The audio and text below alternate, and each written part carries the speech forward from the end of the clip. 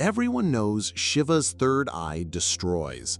But what if I told you it's not a weapon of destruction, it's a mirror?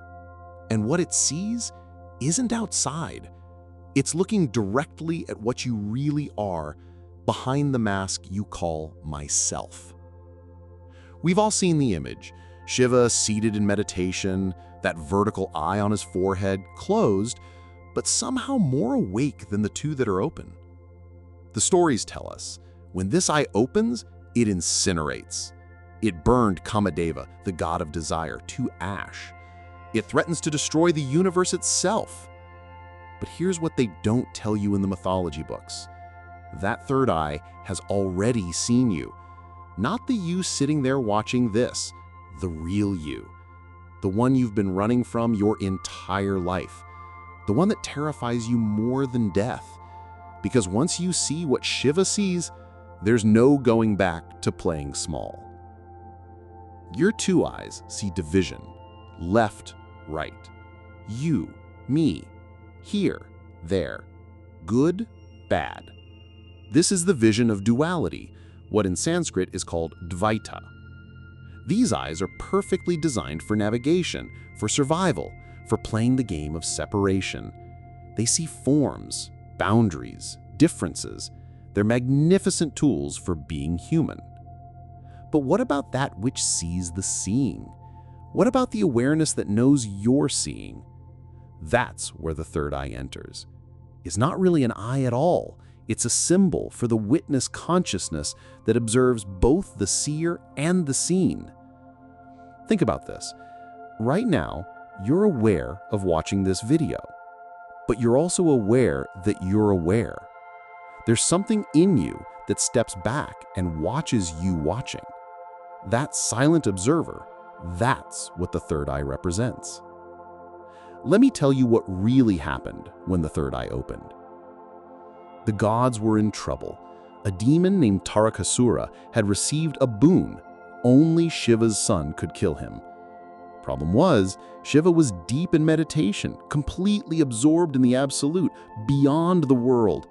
His wife Sati had immolated herself, and Shiva had withdrawn into the eternal silence. So the gods sent Kamadeva, the god of desire, with his bow made of sugarcane and arrows of flowers. His mission? Shoot Shiva with the arrow of passion, wake him from meditation, make him fall in love with Parvati, and father the child who would save the world. Kamadeva drew his bow. The arrow flew. It hit. Shiva's meditation broke, his third eye opened, and in that instant, before thought, before reaction, Kamadeva was reduced to ash. But here's what they don't tell you in the mythology books. Kamadeva didn't die. He became Ananga, the bodiless one. Desire itself became formless, everywhere and nowhere. This isn't a punishment, it's a liberation. When the third eye opens, desire doesn't get destroyed, it gets revealed. You see that what you've been chasing outside has been inside all along. The third eye doesn't kill desire, it shows you that you are what you desired. Kamadeva's wife begged Shiva to restore her husband, and Shiva, now united with Parvati, agreed. But Kamadeva would remain invisible, working through all beings. He became the very force of attraction in the universe. The third eye transformed desire from a personal want into a cosmic force. Every detail of Shiva's form is a teaching about consciousness, and they all connect to the third eye's vision. See the crescent moon on his head? That's time itself, waxing and waning, but Shiva remains unchanged. The third eye sees beyond time. The Ganga flowing from his matted locks. When the celestial river threatened to flood the earth, Shiva caught it in his hair, releasing it gently. Consciousness holds the overwhelming flow of existence, making it bearable. The third eye sees how infinity becomes finite. Her blue throat? When the gods and demons churned the cosmic ocean, poison emerged that could destroy creation. Shiva drank it, holding it in his throat, neither swallowing nor spitting it out. He became Nilakanta, the blue-throated one. The third eye sees how consciousness holds both poison and nectar without being affected by either. And the serpent around his neck? That's time as a cycle, but also Kundalini, the coiled energy of consciousness itself. What appears as dangerous is actually an ornament when seen correctly. I need to share something. Maybe it's happened to you too. There was this moment. I was just going through my day, playing my role perfectly. Good employee, good friend, responsible adult. And suddenly, like a crack in reality, I saw it. I saw myself performing myself, like watching an actor who forgot their acting. It was terrifying, because in that moment, I couldn't remember who I was before I started pretending. The mask had become so comfortable, I'd forgotten there was a face beneath it. That's the third eye opening. Not in some mystical future, but right now in your ordinary life, destroying your comfortable lies. Maybe it happens when someone you love dies, and suddenly all your problems seem absurd. Maybe it's during a panic attack when your whole identity feels like smoke. Maybe it's in deep joy when you forget your name. That vertigo you feel, that's not you falling. That's you remembering you were never standing on solid ground to begin with. The third eye doesn't show you something new, it shows you what you've been desperately trying not to see. This is why Shiva is called the destroyer. But what exactly is being destroyed? Not the world, not life. What's being destroyed is much more intimate. Your false identification. The third eye burns through the most persistent illusion, the idea that you are a separate self navigating a hostile universe. But here's the paradox. Shiva isn't just the destroyer. He's also Nataraja, the cosmic dancer. The same eye that destroys also sees the dance, and the dance is extraordinary. Picture it. Shiva dancing in a ring of fire, one foot on a demon, the other raised in perfect balance. His drum beats the rhythm of creation, his fire burns the old, his raised hand says, "Fear not," his pointing foot shows the way to liberation. The demon under his foot? That's apaslara, forgetfulness. The third eye destroys the forgetting. You remember what you are. And the ring of fire? That's the universe itself. The third eye sees that the boundary between you and the cosmos is just another dance move. So what does Shiva's third eye actually see when it looks at you?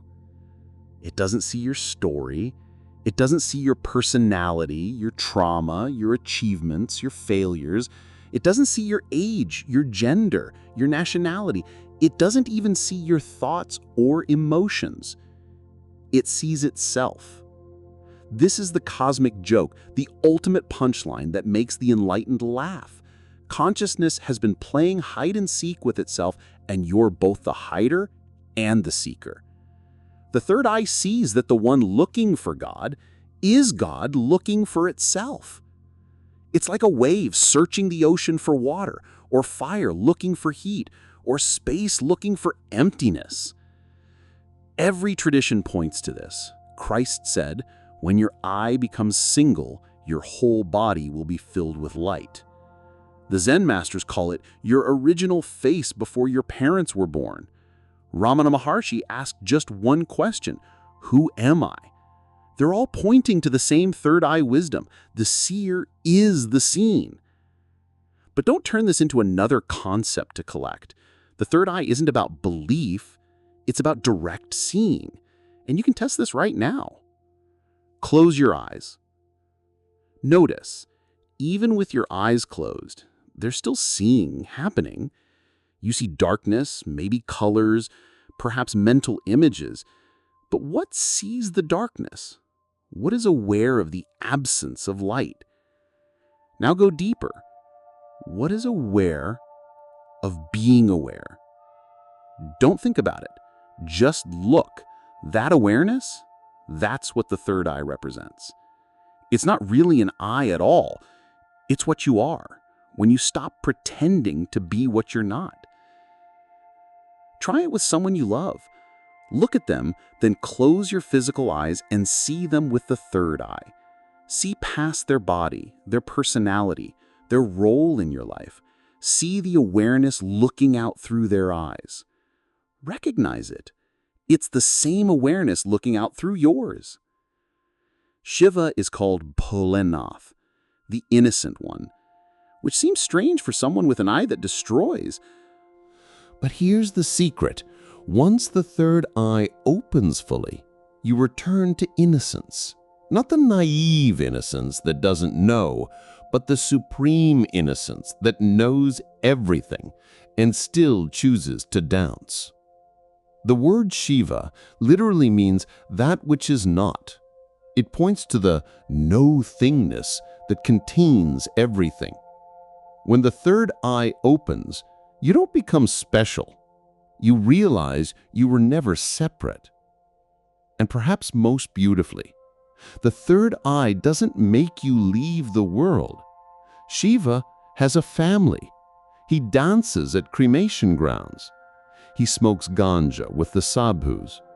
He makes love to Parvati for 1,000 years. Because once you see what you really are, the world stops being a prison and becomes a playground. The third eye isn't waiting to open someday when you're spiritual enough. It's what's watching through your eyes right now. It's what's aware of these words. It's what knows that it knows. You want to see what Shiva's third eye sees? Look in a mirror. Then look at who's looking.